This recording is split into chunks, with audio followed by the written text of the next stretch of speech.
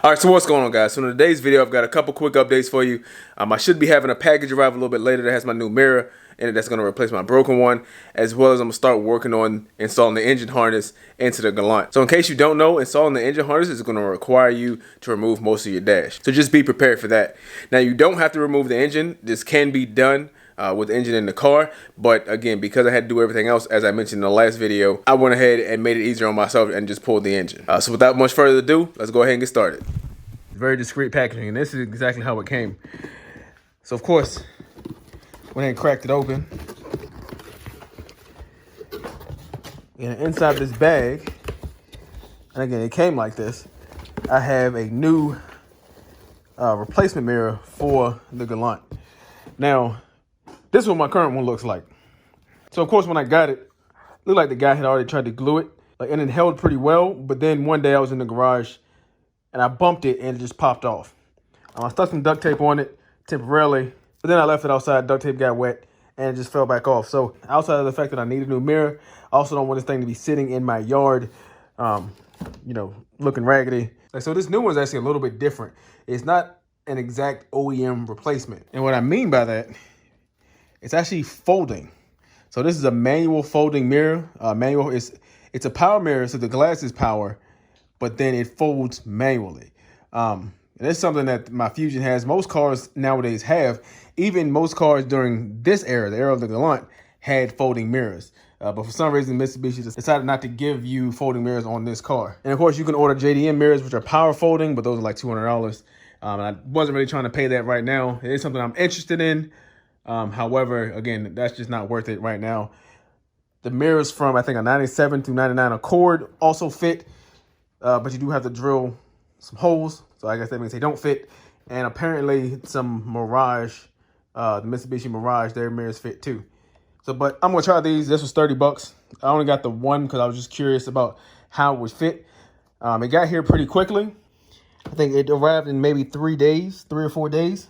And of course, this thing is black, but it's not painted. You will have to paint this. This is just a plastic covering. So if you leave it like this, it will fade pretty quickly in the sun. But for now, before I paint it, I'm going to go ahead and test fit it to see if it fits. So, of course, after you take your parts off, I just want to look at them just to verify that they are the same thing. And of course, right off the bat, I can tell they're not the same mirror. If you can tell, this one actually a little bit bigger, and it's a different shape than this one. And the plug behind it is actually completely different. Obviously, this has like a pigtail on it, and this one just has this one that's mounted directly to the mirror. This definitely is not going to work without some modification. However, I don't think I'm going to go through the hassle of doing all that. So I'm actually going to go ahead and send this back. So this was a complete waste of time. So this gets a thumbs down. All right, guys, so I guess I do have to apologize. I've been doing a lot of work and not filming much because the Galant is a little bit more involved to get to the main harness. It looks like I'm going to have to take off this main blower, whereas on the Eclipse, I don't remember having to do this. I'm pretty sure the Eclipse, I was able to get around it. But this, the main harness, is directly behind the blower. So I've just been taking things off, making sure I take a lot of pictures so I remember where things go. But one thing I wanted to show you is I opened it up, chewed up bits of paper, some sticks. And if you look in there, there's a ton of it in there. What that is more than likely a mouse or something got inside here and kind of made this nest. So if you find that your car has an odd smell, especially when you cut the air on, that may be why. You may want to pull that out and check it. So I'm just going to get a screwdriver and pull the rest of that out. All right, guys, so I got everything out, got the heater core out. I've already run, this is the Eclipse harness that you see actually hanging through here. Now I'm going to tuck everything back in and attempt to reinstall all this stuff. Now some of the stuff, like again, the blower motor, I kind of left in here, still had some connections to try to save myself a little bit of work. The big thing about this, take a lot of pictures from a bunch of different angles and just take your time. I'm not in a rush to get this done, really. All right, so I'm installing the Eclipse harness. Of course, like I said, it does bolt up there under the brake booster there. And you come along to the side to this bracket here. Like so, of course, I'm using the Eclipse fuse box. Now on the Galant, the fuse box mounts to this bracket here. But the Eclipse, if you look, is actually going to mount right here to the inside of the fender on the frame.